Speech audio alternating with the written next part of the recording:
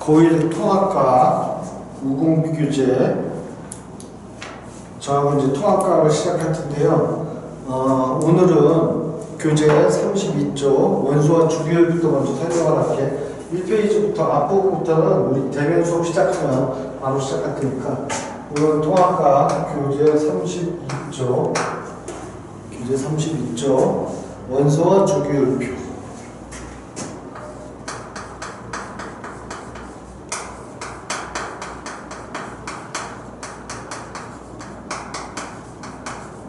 여기부터 수업을 진행합시다. 자, 그래서 원소란 물질을 구성하는 가장 기본 성분으로 교재에 보면 이렇게 돼 있어. 원소는 물질을 구성하는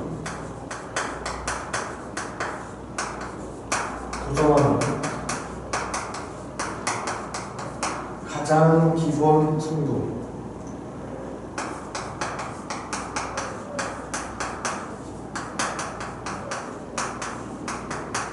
성분으로 화학적인 방법에 의해 더 이상 분해되지 않는다.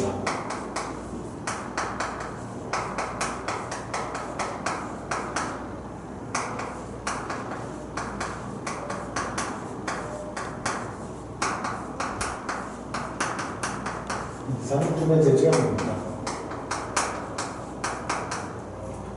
되지 않는다. 이렇게 표현되어 있는 게 원소야. 자, 그래서 이런 이제 원소라는 것도 먼저 설명을 좀 하고서 설명을 할게요. 자, 교재에 보면 그대로 원소란 물질을 구성하는 가장 기본적인 성분, 물질의 기본 성분, 그리고 화학적인 방법으로 더 이상 분해가 되지 않는다. 이렇게 조금 기억을 해주시면 되는데요. 이 원소를 달리 후동소 물질이라고도 표현한다고. 후동소 물질. 호돈소 물질을 화학에서는 달리 그냥 호돈소 물질의 원소 이렇게 표현한다는 거 기억해 두시고요. 원소라는 게 뭐라고? 호돈소 물질이야. 근데 호돈소 물질의 예를 들면 뭐가 있냐면 수소, 이거 호돈소 물질이야. 같은 한 가지 성분으로만 이루어진 물질. 근데 물질이 또 뭔지 이해가 안 될 수 있으니까 그다음 물질에 대해서 잠깐 설명을 해볼게.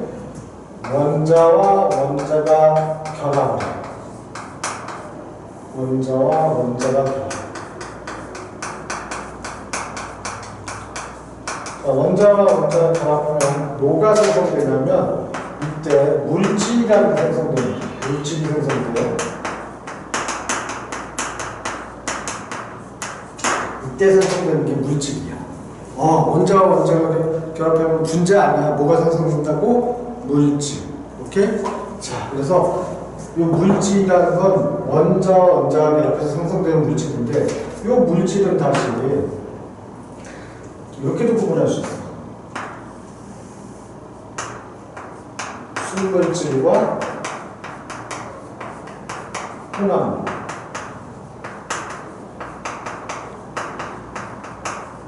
순물질 혼합물로 구분하고요. 순물질은 다시 호돈소 물질과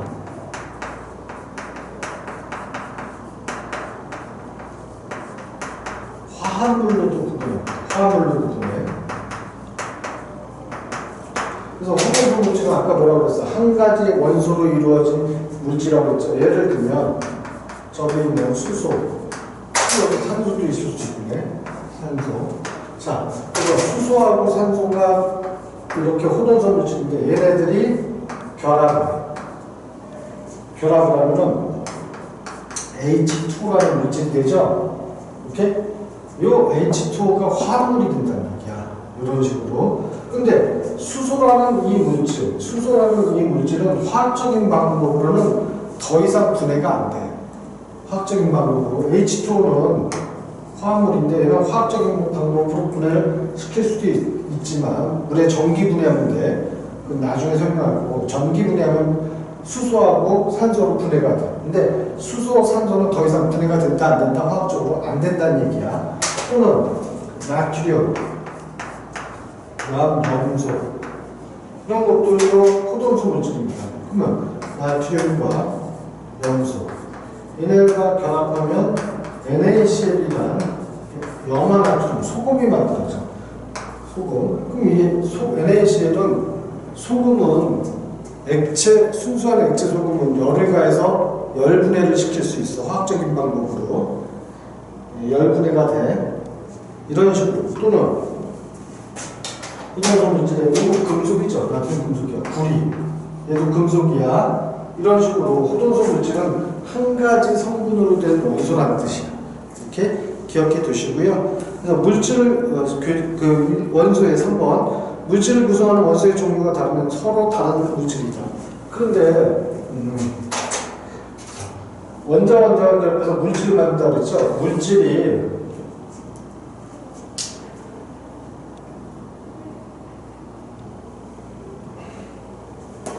물질이 만들어지는 건 원자간 결합에서 만들어진다는 얘기인데 원자간 결합이 바뀌면 다른 성질의 물질을 갖게 돼. 다른 물질이 만들어진다는 얘기야. 그래서 교재에 보시면요. CO2가 드라이아이스, CO2, 물은 H2O, 소금은 NaCl, 구리는 CU. 그래서 드라이아이스 같은 경우에 드라이아이스 뭐라고 쓴다고? CO2.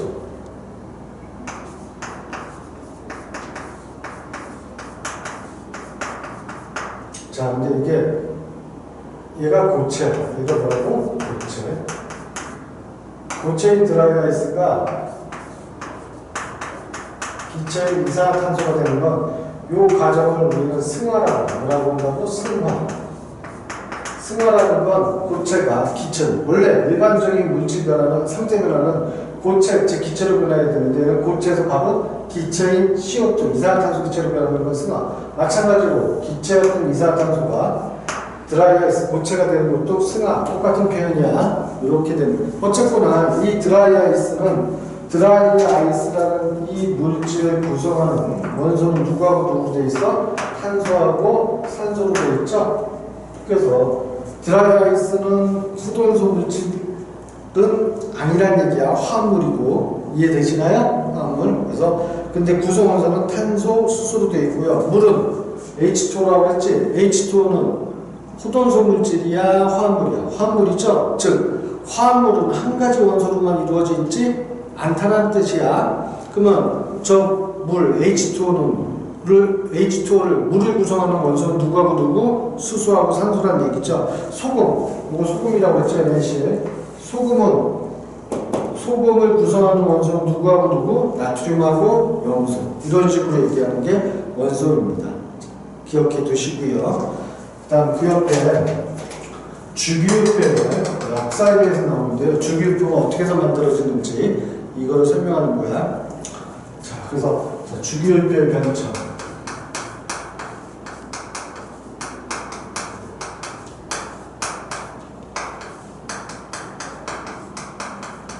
자, 주기율표의 변천이 제일 먼저 나오는 게 데베라이너의 세쌍원소입니다.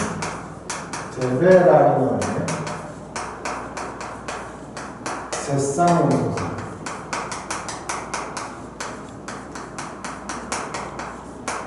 데베라이너의 세쌍원소. 이 형들은 상당히 꽤 옛날 분인데 교재에 1829년으로 돼 있죠. 1829년이면 아직 원소의 종류도 몇 종, 30몇 가지밖에 없을 때야. 근데 이 데베라이너라는 이 과학자는 참 운이 좋았던 게 이걸 알게 돼요.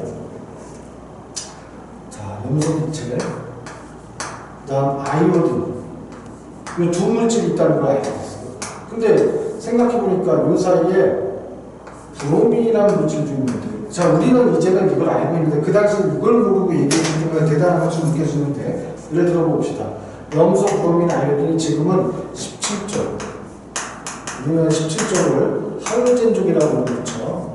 할로젠족에는 원래 플로린, 염소, 브로민, 아이오딘. 그래서 제가 이렇게 외우라고 얘기합니다. 풀연부화. 앞글자를 따서 외우는 거야. 플로린, 염소, 브로민, 아이오딘에서 풀연부화. 얘네들은 할로젠족이라고 부르죠. 할로젠족.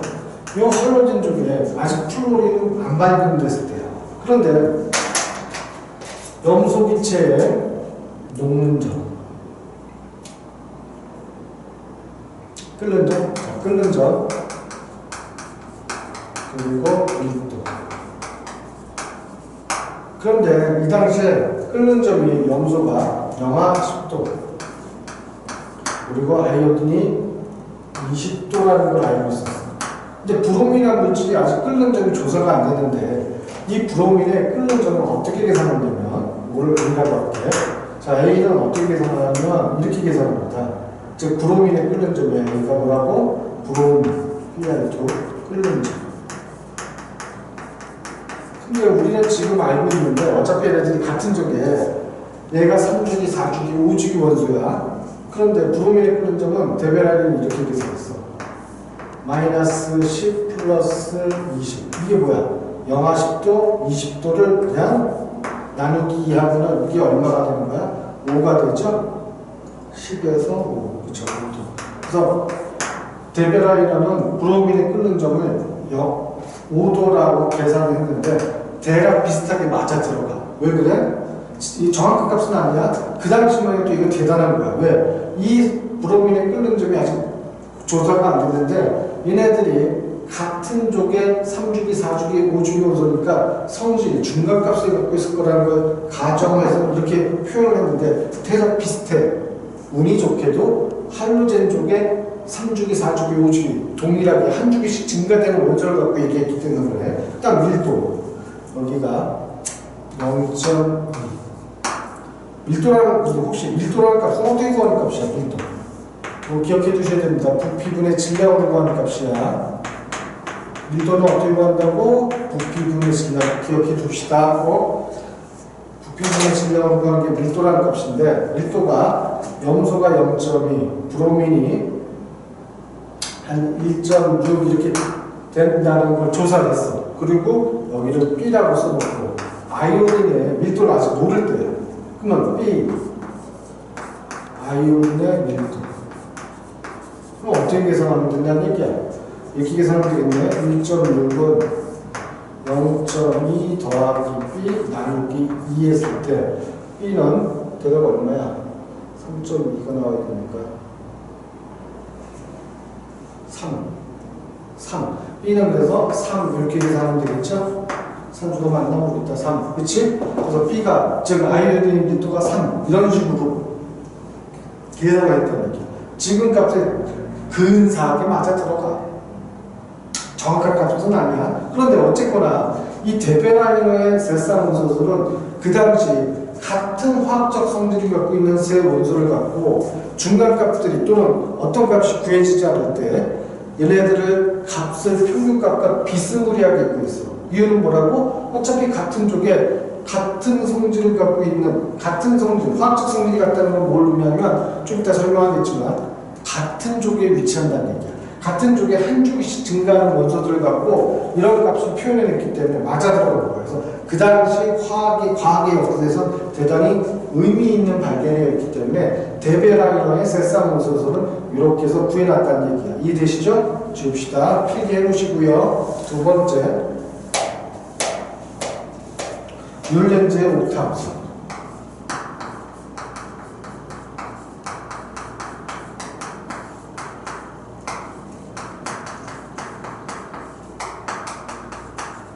자, 그런데 이 옥타브,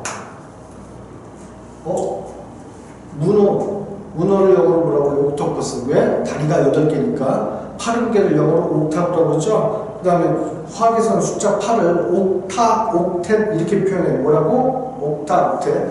이 얘기는 뭐냐면 뮬렌즈가 리튬, 베릴륨, 금속, 탄소, 질소, 산소, 플로린, 열. 지금 몇 개야? 하나, 둘, 셋, 넷, 다, 그리고 8개죠. 그 다음, 나트륨, 마그네슘, 알루미늄, 규소, 인, 황, 염소, 아르곤. 보니까 얘네들의 성질이 비슷하고, 얘네들이 성질이 비슷하고,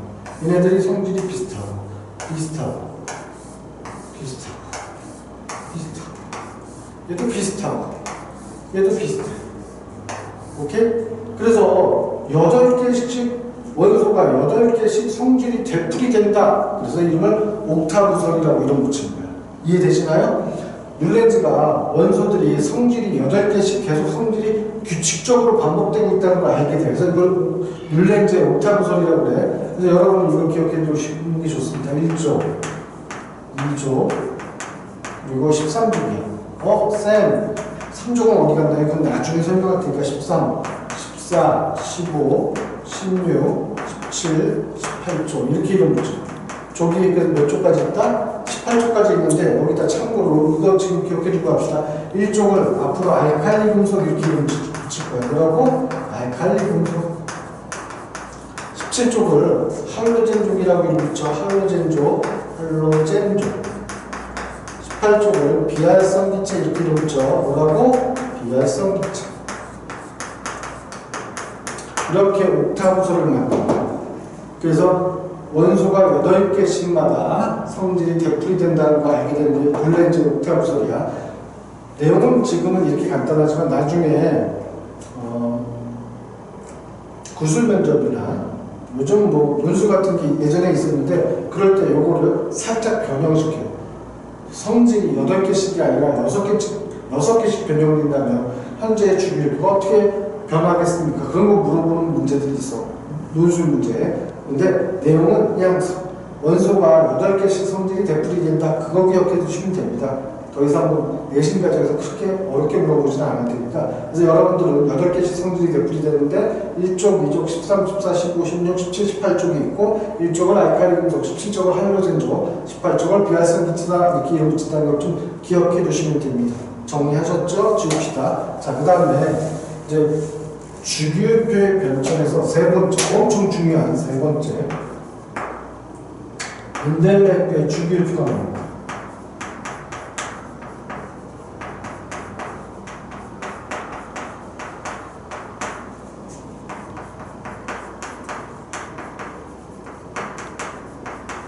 멘델레프의 주기율표가 왜 중요하냐면 이거 제일 중요해. 주기율표 역사적이야. 왜냐면 이 당시에 멘델레프는 러시아 고등학교의 화학 선생님이었는데 학생들이 화학 공부를 할 때 어렵지 않게 하려고 표를 만들어서 카드를 만들어서 앞에다가 원소 기호를 써놓고 뒤에다가 그 원소의 특징들에 대해서 쫙 설명을 해놓고 학생들하고 게임하듯이 공부를 시켰었어. 그러다 어느 날 그 표들을 한번 성질이 같은 애들끼리 쭉 맞춰놨더니 아 그래서 만들어진 게 주기율표가 만들어진 거야. 멘델레프의 주기율표가. 이해되시나요? 그런데 이때 이 멘델레프의 주기율표는 현재 안 써. 이유는 뭐냐면 원자번호 기준이 지금하고 살짝 달라. 원자번호 기준은 이때 멘델레프는 원자량 기준으로 잡았어. 무슨 기준으로 잡았다고? 원자량. 원자량이라는 것도 나중에 설명할 테니까 그냥 원자량 기준, 즉 원자의 가볍고 무거운 정도를 갖고 원자번호 기준을 잡았는데 멘델레프의 주기율표상에 18번은 칼륨이고요 19번은 아르곤이 됩니다. 그래서 이게 지금하고 달라. 지금은 18번이 아르곤이고 19번이 칼륨인데 요게 뒤바뀌었어. 현재 주기율표. 그래서 네 번째가 모즐리의 주기율표라는 게 나오는데 모즐리. 모즐리는 미국의 화학자고요. 모즐리는 이 원자번호가 바뀌었기 때문에 같은 쪽에 있는 칼륨을 비활성 기체, 멘델레프는 칼륨을 비활성 기체, 아르곤을 알칼리 금속에 넣는데 성질이 같지가 않아. 그래서 이게 왜 뭐가 잘못됐을까 봤더니 원자번호 기준이 여기서 조금 잘못됐다는 걸 알게 돼. 원자번호 기준을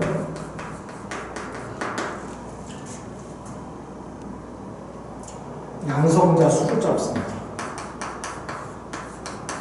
그랬더니 18번이 아르곤이 되고 19번이 칼륨이 되고 현재 주기율표를 맞춰주는 게 모즐리의 주기율표가 현재 우리가 사용하는 주기율표입니다. 근데 모든 주기율표는 다 누가 만들었다? 멘델레프가 만들었어. 다만 원자번호 기준을 원자량으로 잡았기 때문에 18번하고 19번이 반대가 됐기 때문에 지금은 모즐리의 주기율표를 씁니다. 오케이? 이해되시나요? 그래서 모즐리의 주기율표, 현재 주기율표의 원자번호 기준을 뭐로 따진다? 양성자 수로 따진다는 얘기야. 여기까지 좀 기억을 해두시고요. 이제 주기율표에 대해서 좀 설명을 하도록 하겠습니다. 오케이? 지웁니다. 지우고 주기율표에 대해서 설명해보자.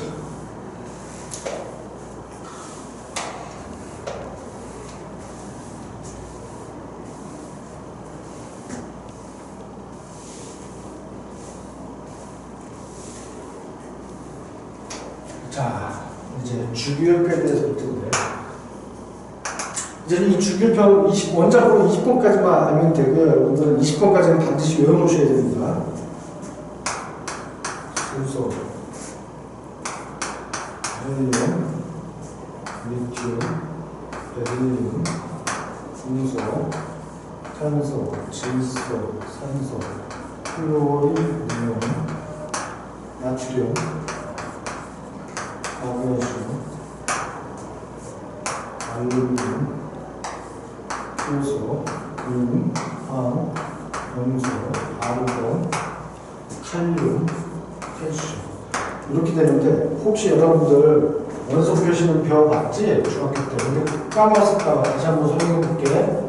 원소 표시를 할 때 X라는 원자가 있을 때 각각 이 원자의 네 군데에다가 이 원소에 대한 성질을 표시하기로 약속이 돼 있어. A 자체가 다 A는 뭘 표시한다? 원자번. 근데 아까 주기율표, 현재 주기율표는 원자번호 기준으로 뭐로 잡는다고 그랬죠? 양성자 수로 잡는다고 그랬죠? 양성자 수에 해당돼. 원자번. 근데 이 원자라는 물질은 기억해야 돼. 항상 전기적으로 충성해야 돼. 전기적으로 뭐라고? 충성. 근데 원자 안에 있는 입자의 양성자는 플러스 전압이고요. 그럼 플러스 전압 개수를 갖고 있는 입자가 예를 들어서 11개 있대. 그럼 마이너스 전압을 뜨는 입자도 몇 개 있어야 돼? 11개 있어야 된다는 얘기지? 근데 마이너스 전압을 뜨는 입자가 누구야? 전자입니다. 전자 수도 결국은 11개 있어야 됩니다. 이해되시나요? 그럴 때, 자, 요즘 첫날이라 요걸 좀 설명하려면 잠깐 여기다가 양성자하고 중성자가 어떻게 생겼는지 따져봅시다. 양성자는 업커크가 두 개이고 다운커크야. 자, U라고 쓰는 게 업커크야. 이럴 때 업커크 이렇게 읽는데, 근데 얘가 플러스 3분의 2 쿨롱의 전할 값을 가져. 거기에 비해서 D라고 쓰는 건 다운커크야. 다운커크는 마이너스 3분의 1 쿨롱의 전하를 가져. 따라서 양성자는 업커크 두 개. 여기 보니까 업커크 두 개 있죠? 다운커크 하나로 이루어져 있어. 그러면 전체 전하값은 플러스 3분의 4 두 개니까 마이너스 3분의 2니까 이 양성자가 갖는 전하량은 얼마야? 1 쿨롱에 해당하는 전하를 갖고 있겠죠? 이해되시나요? 그 다음 중성자. 중성자는 업커크 하나, 다운커크 두 개로 이루어져 있습니다. 근데 아까 업커크는 전하량이 얼마라고? 플러스 3분의 2. 다운커크는 전하량이 얼마라고? 마이너스 3분의 1 몇 개? 두 개니까 중성자의 전하량은 얼마야? 0이 되겠죠? 이거 기억해 주시고요. 나중에 또 한번 설명할 텐데 양성자와 중성자가 어디에 들어있어? 얘네들은 원자 해관에 들어있어. 어디에 들어있다고? 원자 해관에 들어있어. 원자는 뭐로 이루어져 있다? 핵과 전자로 이루어져 있다는 얘기야. 오케이? 다시 나중에 한번 또 설명할 텐데 원자 크기에 비해서 원자 핵은 굉장히 작아. 굉장히 작아. 말도 못하게 작아. 예를 들어서 상암 월드컵 경기장 그 관중석 끝까지를 원자의 크기라고 비유한다면 그때 축구공 정도가 원자핵의 크기 또는 탁구공 정도가 원자핵의 크기에 해당되는데 그 작은 원자핵 안에 이런 양성자와 중성자가 들어있다는 얘기예요. 이해되시나요? 기억해 주시고요.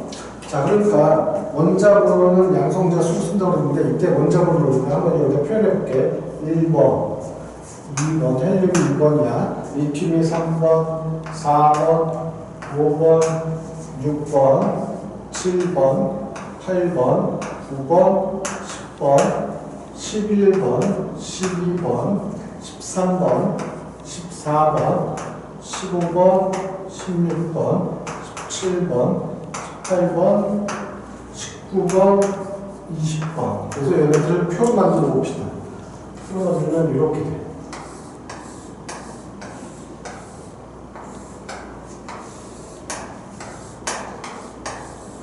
이렇게 된다는 얘기야, 지금. 표로 만들면.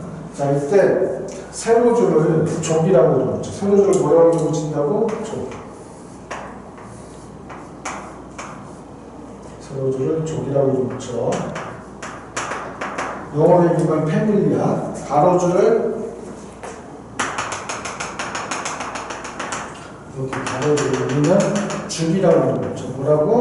줄기. 영어로는 피리어드, P-R-I-O-D, 피리어드 이렇게 이름 붙이는 거야. 세로줄은 조, 가로줄은 줄이. 그래서 아까 얘기했듯이 여기가 1조, 여기가 2조, 그 다음 여기 3조부터 12조까지는 아직 여러분 눈에 안 보입니다. 나중에 이게 시간이 되면 누군지는 나중에 설명할 거야. 13조, 14, 15, 16, 17, 18조. 그래서 주기율표는 18조까지 존재하며 주기는 7주기예요. 지금 현재까지 다 발견되지는 않은데 원소의 종류는 136종이 발견될 거라고 지구상에서는 예상을 하고 있어. 근데 거의 그렇게 맞을 거야. 근데 다 발견되지는 않았어. 아직 몇 가지 발견 안 되고. 즉 예를 들면 원자로로 100번 이상이면은 매우 불안정한 원소야. 그래서 자연 상태는 존재할 수가 없어. 그래서 걔네들은 화학실험실에서 아주 큰 화학실험, 지구상에서 몇 군데 안 되는 화학실에서 인위적으로 만들 수 있는 원소들이야. 그러니까 나머지는 136개의 원소들이 있는데 그게 7주기 안에 끝나. 왜 그러냐면 여기 3조부터 12조까지 좀 특별한 성질을 갖고 있는데 이 안에 들어가 있어. 그래서 지금 현재 이 주기율표 20번까지 주기율표 몇 주기까지 나와? 4주기까지 나오죠? 5주기, 6주기, 7주기면은 주기율표가 끝난다는 얘기야. 이해되시나요? 그래서 이게 주기율표가 되는 것이고요. 이때 여러분들 요거를 내가 꼭 외우라고 그랬지. 지금 앞글자만 따서 외우는 방법을 넣어볼게. 수, 해, 얘는 리튬이야. 그래서 리, 베릴륨, 배, 이거 풍소니까 비, 탄소니까 C, 질소는 노, 산소는 O, 플로리는 푸, 네온은 네, 나트륨은 나, 마그네슘은 마, 알루미늄은 알, 위에 C에 있을까? 아래는 C, 인, 황, 염, 크카 이렇게 해서 20분까지 외우시는 게 좋습니다. 꼭 외우셔야 됩니다. 내가 한번 20분까지 외우는지 확인해 보시기 바랍니다. 수해, 리베, 비시, 노, 분해, 남아, 알시, 인항, 염화, 크카 20분까지 이렇게 외운다는 얘기야. 수해, 리베, 비시, 노, 분해, 남아, 알시, 인항, 염화, 크카. 자, 그리고 요 B에는 뭘 표시하기로 약속되어 있냐면 B에는 질량수라는 값을 표시하기로 약속되어 있어. 질량수. 질량수는 어떻게 구하는 값이냐면 양성자 수 더하기 중성자 수를 구합니다.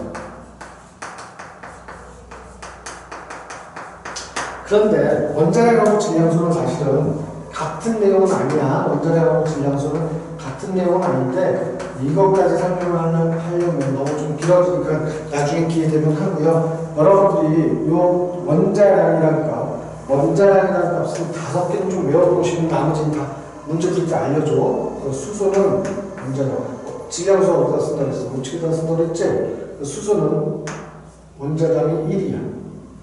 탄소는 10이고, 질소는 14고, 산소는 16이고, 헬륨은 4야. 이렇게 해서 5가지만 외워봅시다. 몇 가지? 5가지.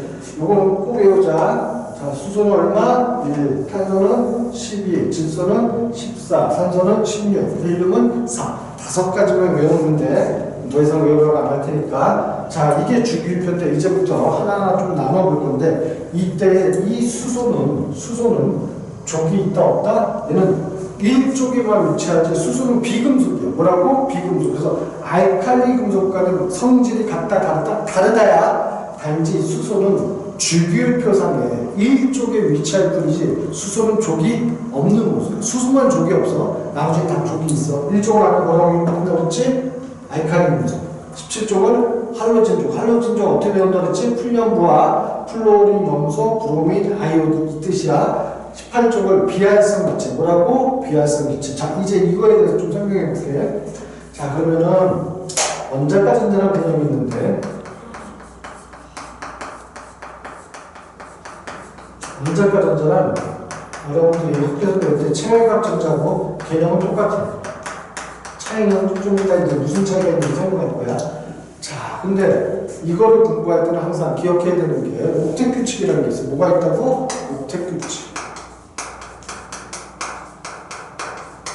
옥텟 규칙이라는 건 전자껍질. 전자껍질이라는 건 전자가 다니는 길을 전자껍질이라고 기억해 놓으면 돼요. 뭐라고? 전자가 다니는 길을 뭐라고? 전자껍질. 그래서 옥텟 규칙이란 전자껍질에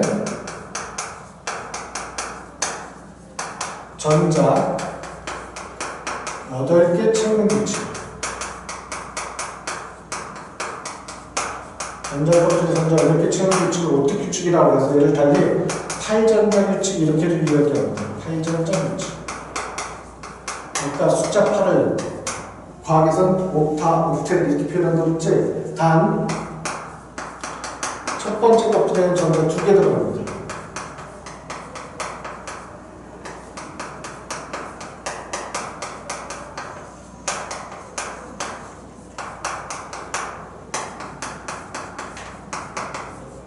근데 이 옥텟 규칙이 왜 중요하냐면 옥텟 규칙을 만족하면 안정화돼. 만족했대. 그러면 그냥 안정해. 근데 만족 못했대. 즉 불만족했대. 불만족했다는 얘기는 결국 무슨 의미야? 부족하다는 얘기죠. 부족. 8개를 못 채웠다. 불만족. 그럼 불안정이죠.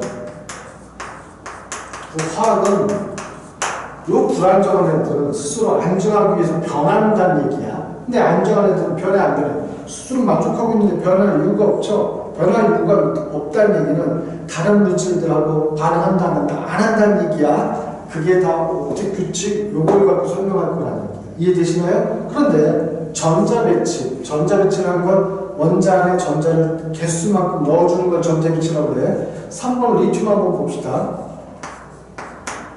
리튬은 양성자가 지금 몇 개 있다는 얘기가 3번이니까 양성자가 3개 있다는 얘기야. 그 다음 전자는 몇 개 있을 때 원자는 자 이게 표현 안 했는데 이 C에는 뭘 표시하냐면 C에는 고위성자는 이걸 산화수라고 표현할 건데 아직 고위가 안 됐으니까 여러분은 이온전화라는 표현합니다. 뭘 표현한다고? 이온전화야. 그런데 이온이 됐다는 얘기는 그 값이 우측 상단에 뭐가 플러스 마이너스가 표시됐다는 얘기거든. 근데 아까 원자는 뭐라고 했어? 정기적으로 중성이라고 했죠. 그럼 이온하고 원자는 화학기호는 같지만 같은 물질이다 다른 물질이다? 다른 물질이라는 뜻이야. 기억해 주시고요. 자 그럴 때 얘는 우측 상단에 아무런 표시가 없네. 3번 리튬은 그럼 이게 원자야 이온이야? 원자라는 얘기죠. 원자는 정기적으로 뭐라고 했어? 중성이라고 했지.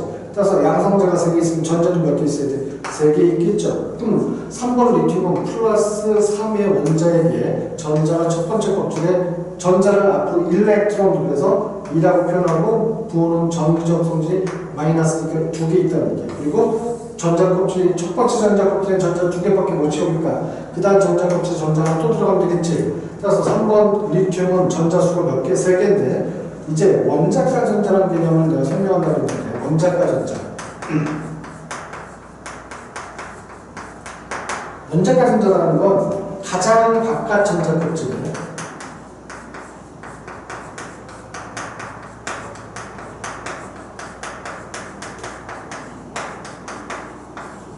가장 바깥 전자 껍질에 들어있는 전자수라는 뜻이에요. 이해되시나요? 원자가 전자라는 건 가장 바깥 전자 껍질에 들어있는 전자수라는 뜻이야. 3번 리튬은 전자 껍질 몇 개 갖고 있어? 하나, 2개 갖고 있죠? 전자 껍질 수는 주기. 아, 주기는 전자 껍질 수로 있죠.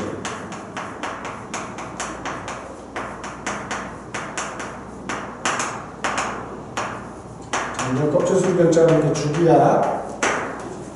그래서 리튬은 2주기입니다. 전자 껍질 2개 갖고 있고 원자가 전자 몇 개? 하나죠? 자 그럼 이제 암산해보자. 혹시 이거 암산 잘 안되면 나중에 다시 나한테 질문해. 11번 나트륨 한번 봅시다. 이는 각기 있는 전자수 몇 개? 11개죠? 그럼 첫 번째 전자 껍질에 몇 개 들어가? 전자 2개 들어가죠? 안정됐네. 그 다음에 몇 개 들어가? 8개 들어가죠? 또 안정됐네. 그럼 이제 2개, 8개 채웠을 때 전자 몇 개 채운 거야?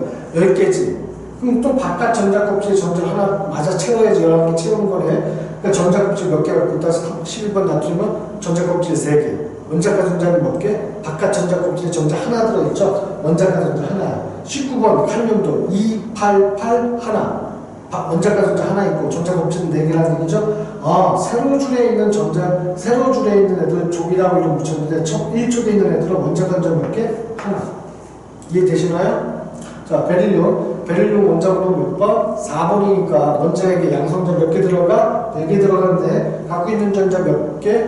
전기적으로 중성이기 위해서 전자 4개 갖고 있어야겠죠. 그러면 첫 번째 전자 껍질에 전자 2개, 두 번째 전자 껍질에 전자 몇 개? 2개. 12번 마그네슘 봅시다. 12번 마그네슘 양성자 12개, 전자 12개 있다는 뜻이지. 그럼 전자 12개는 전자 껍질에 채워보자. 이런 걸 뭐라고 그래? 전자 배치라고 했어. 첫 번째 전자 껍질에 전자 몇 개? 2개. 그 다음에 8개. 합은 12개여야 되는데 세 번째 전자 껍질에 전자 몇 개 들어가? 2개 들어가죠. 원자가 전자 몇 개? 2개.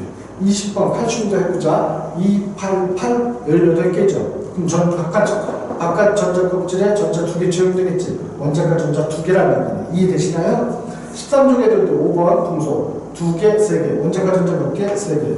알루미늄 13종이죠? 이 2개, 8개, 3개. 원자가 전자 3개. 결국 세로 줄에 있는 애 탄소하고 유소는 4개, 질소하고 인은 5개, 산소하고 황은 6개, 플루린하고 염소는 7개, 네온하고 아르곤, 헬륨은 0이 됩니다. 원자가 전자로는 0이라고 하고 체외각 전자로는 네온 8개, 아르곤 8개, 헬륨은 2개. 체외각 전자와 원자가 전자는 개념은 똑같은데 18쪽에 있는 가장 바깥 전자 껍질의 전자 수는 셀 때만 바뀌어.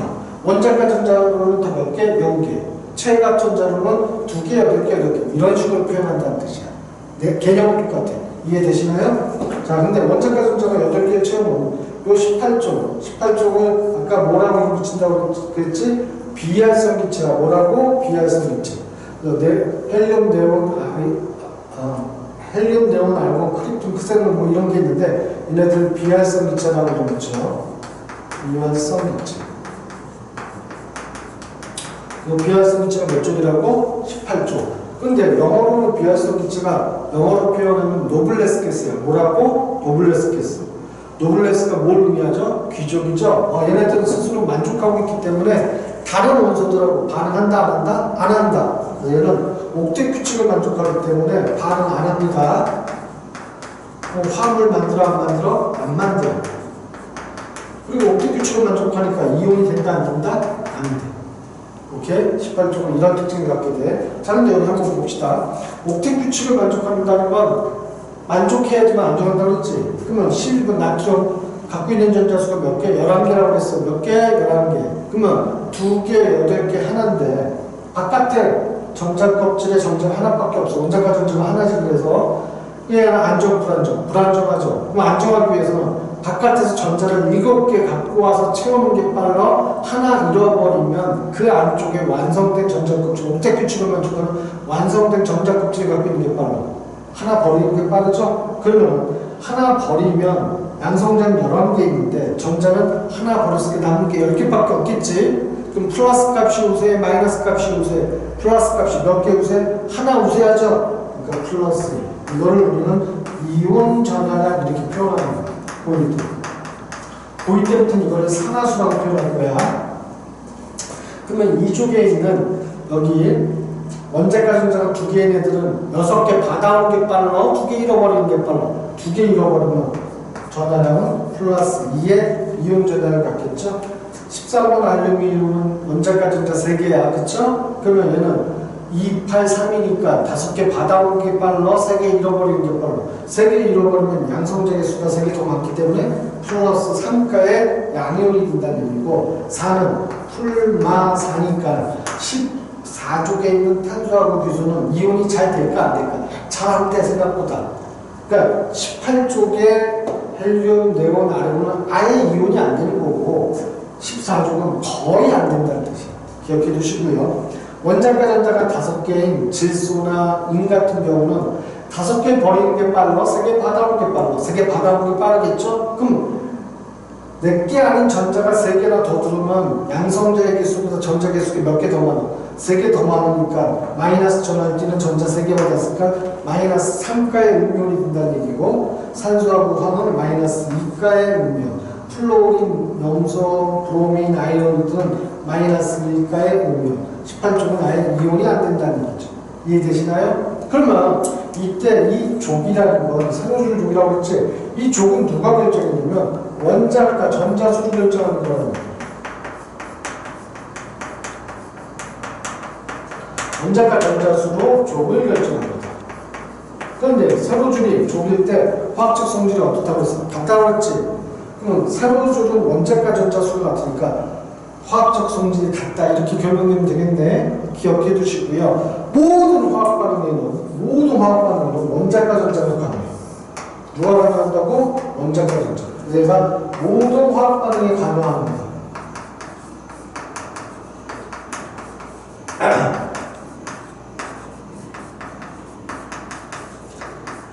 기억해 두시고요. 모든 화학 반응이 누가 가능한다?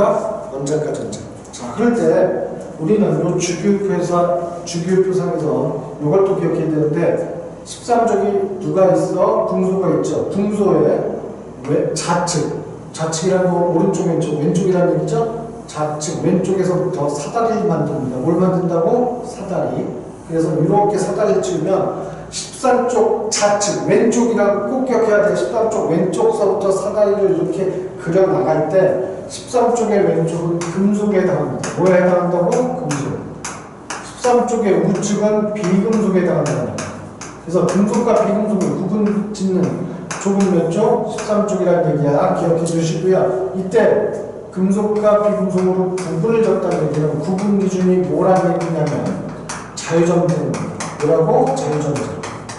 그래서 금속은 자유전자가 있다. 비금속은 자유전자가 없다 이 뜻이에요. 나중에 자유전자에 대해서 설명할 텐데 지금 주기율표상에서 자유전자의 유형으로 뭘 구분했다? 금속과 비금속을 구분했다고 꼭 좀 기억해놔야 되고, 여기 예를 들어서 여기 사다리 13쪽에 좌측서부터 사다리 타고 내려간다고 그랬는데 여기 SI 규소나 그 밑에 저마늄이 있어. G 저마늄이라고 해. 얘네들은 요 사다리 경계에 있으니까 금속의 성질도 약간 갖고 있고 비금속의 성질도 약간 갖고 있겠지. 이런 거 우리는 준금속이라고 해. 뭐라고 한다고? 준금속. 필기할 근거는 준금속. 준금속에는 14족인 규소 또는 저마늄 얘네 몇 가지가 있어. 준금속. 이거 기억해 두시고요. 그러면 SI가 규소, 우리말로는 규소인데 영어로는 뭐야? 영어로는 실리콘입니다. 뭐라고? 실리콘. 실리콘 갖고 뭐 만들죠? 반도체 칩을 만들죠. 근데 반도체 칩은 실리콘 갖고 만드는데 이게 중금속인 성질을 이용한 거야. 조건이 맞으면 전류가 흐르고 조건이 안 맞으면 전류가 안 흐른다는 얘기야. 중금속이니까. 원래 금속은 무조건 다 전류가 어떻게 돼? 자유전자가 있기 때문에 나중에 또 설명하겠지만 자유전자가 있으면 무조건 전류가 흐르게 돼. 근데 비금속들은 자유전자가 없기 때문에 전류가 안 흘러. 거기에 비해서 중금속들은 조건이 맞으면 전류가 흐르고 조건이 안 맞으면 전류가 안 흐른다는 얘기야. 이해되시죠? 그런데 현재 우리가 사용하는 반도체 칩에는 규소가 들어가기 때문에 우리는 컴퓨터로 계산할 때 몇 진법으로 계산한다는 얘기야? 2진법밖에 안 돼. 우리는 지금 사용하는 수학적인 산수를 할 때는 몇 진법 쓰죠? 10진법 씁니다. 근데 컴퓨터는 몇 진법 쓴다고? 2진법밖에 안 돼. 따라서 현대 과학기술을 쫓아오기에는 컴퓨터 반응 속도가 좀 느려. 우리 지구의 과학기술을 발전시키기 위해서 이거보다 좀 빠른 컴퓨터를 우리는 과학계에서 요구해. 현재 양자 컴퓨터라는 걸 개발하고 있는 거예요. 거기에 대해서 나중에 시간 될 때 다시 한번 얘기하기로 하고요. 그 주기율표를 다시 한번 정리해 봅시다. 주기율표는 몇 쪽까지 있다고? 18쪽. 주기는 몇 주기? 7주기. 오케이? 그럴 때 금속과 비금속을 구분 짓는 쪽은 몇 쪽이라고? 13쪽. 13쪽이 어느 쪽에서 사다리 타고 내려간다? 왼쪽에서부터 사다리 타고 내려간다. 이해되시나요? 자, 그때 금속은 여러분들 교재 보면 이렇게 돼 있어. 금속은 교재 그대로 나와 있으니까 설명하면서 들어봐. 금속은 상온에서 무슨 상태? 고체죠. 그 얘기는 입자들이 따닥따닥 붙었다는 얘기야. 그러니까 누르면 들어가 안 들어가? 안 들어가. 그러니까 입자들이 따닥따닥 붙은 결합력이 강한 물질이라는 얘기야. 그럴 때 금속 중에서 유일하게 상온이라는 건 25도를 넣으면 몇 도? 25도. 금속 상온에서도 25도에서 유일하게 액체인 금속이 있어. 누굴까? 수은 액체 금속이야. 이해되시나요? 그 다음 나중에 이 자유전자가 그래 여기까지는 이해되신 거죠? 필기하시고요.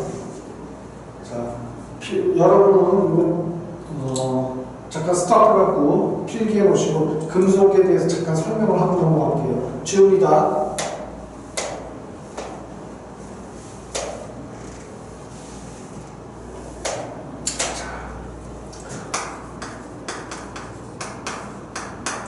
금속의 일반적 성질.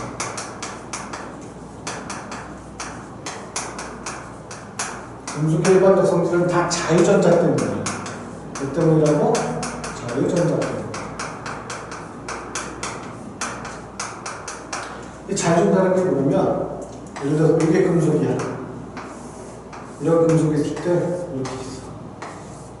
자, 금속에는 이게 금속 양이온이라는 게 있고요. 동그랗게 표현한 게 금속 양이온입니다. 이 안에 전자가 이렇게 있다.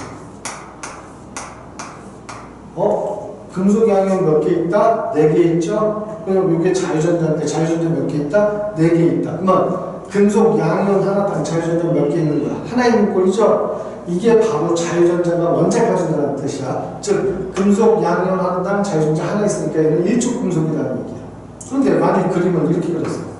양이온은 4개 있는데 자유전자가 8개 있대. 그럼 금속 양이온 하나당 자유전자 몇 개 꼴이야? 2개 있는 거죠? 얘는 원자가전자 몇 개라고? 2개. 아, 이족 금속이라는 얘기야. 이해되시나요? 그래서 금속 양이온과 요 자유전자로 이루어진 물질이 금속일 때, 이 금속은 일반적인 성질이 첫째, 광택이 납니다. 은백색의 광택이 닿게 돼. 두 번째, 열과 전기에 의해서 전도성이 없게 돼요. 세 번째, 금속은 깨지지 않는 성질을 갖게 돼. 깨지지 않는다. 무르지만 깨지지 않는다.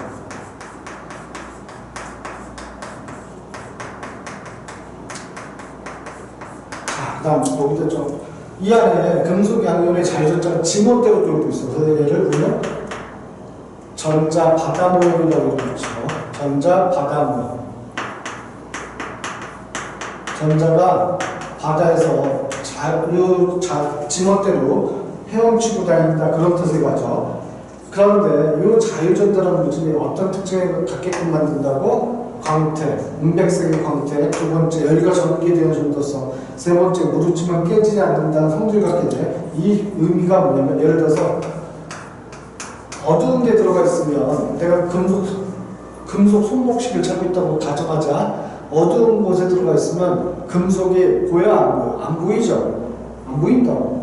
근데 약간의 빛이라도 있으면 보이기 시작하지. 왜 보이는지 설명해 볼게. 빛이 들어오다가 이렇게 튕겨나가. 튕겨나가는 걸 산란이라고 해요. 이유는 뭐냐면 자유전자는 모든 파장의 빛을 반사시킨다는 특징을 갖게 돼요. 자유전자는 모든 파장의 빛을 반사시킨다는 특징이 있어요. 그래서 반사빛이 내 눈에 들어오는데 그래서 일반적으로 금속은 은백색의 광택을 갖는다 이렇게 표현하는 거예요. 이유 때문에. 그런데 금속 중에 금은 무슨 색? 노란색이죠. 구리는 붉은색이죠. 그러면 우리는 일반적으로 생각할 때 금이 노란색이고 구리가 붉은색인 게 자연스럽게 생각되지만 실제로는 아주 독특한 거야. 왜? 일반적인 금속은 반사빛을 지멋대로 반사하기 때문에 은백색의 반사빛으로 은백색의 광택을 나는 것처럼 보이는데 금은 노란색 파장만 반사시킨다는 얘기고 구리는 붉은색 파장만 반사시킨다는 뜻이야.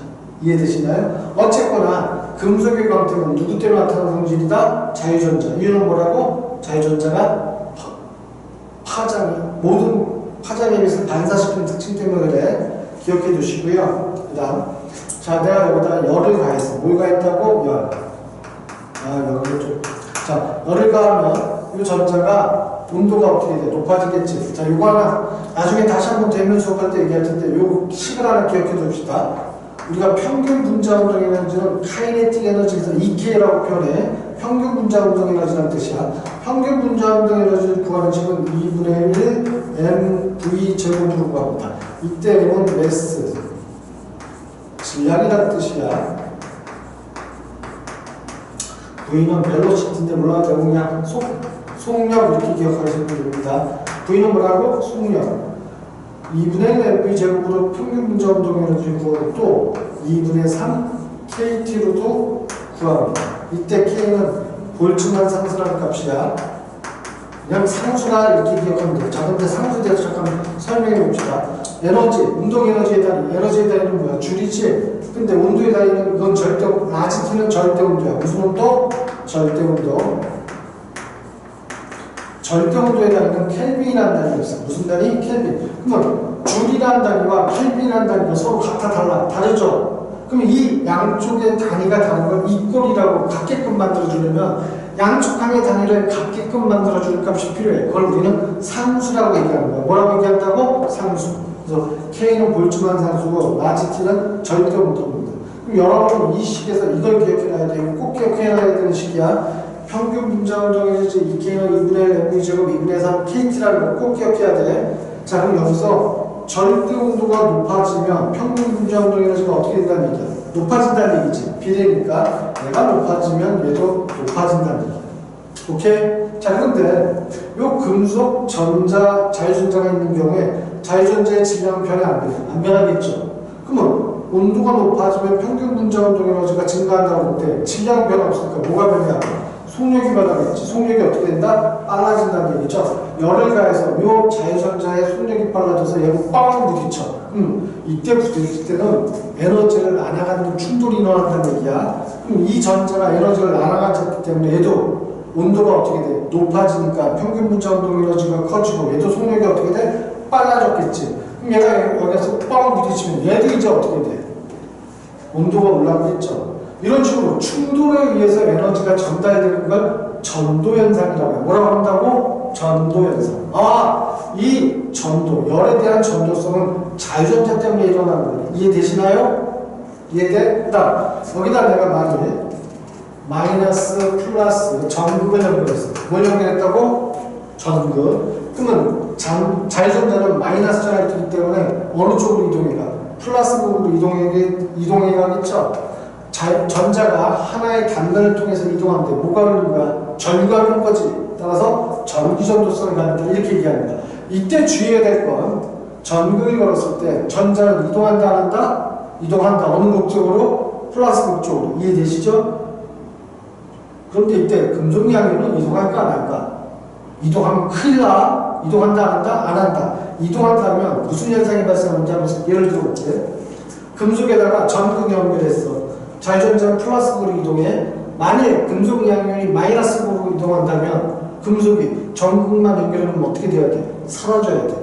이해되시나요? 사라지지 않는다. 그 얘기는 금속 양면이 이동한다 안 한다? 안 한다는 뜻이에요. 기억해 두셔야 됩니다. 오케이? 마지막으로 누르지만 깨지지 않는다. 이 특징은 조금 더 시간이 지나서 우리가 화학결합이라는 거 설명할 때 내가 이온결합 물질 설명하면서 이걸 다시 한번 설명할 거야. 오케이? 오늘 여기까지 할 테니까 복습해 주시고요.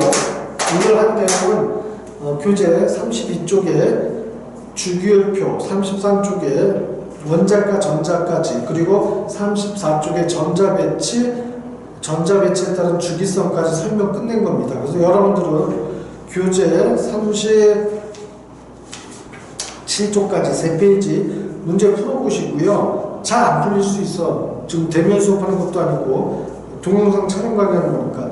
하지만 내용 정리는 꼭 좀 해놓으시고요. 풀 수 있으면 최대한 풀어보시기 바랍니다. 나중에 대면 수업할 때 이거 다 질문 받고 풀어줄 겁니다. 오케이? 오케이? 오늘 여기까지 합시다.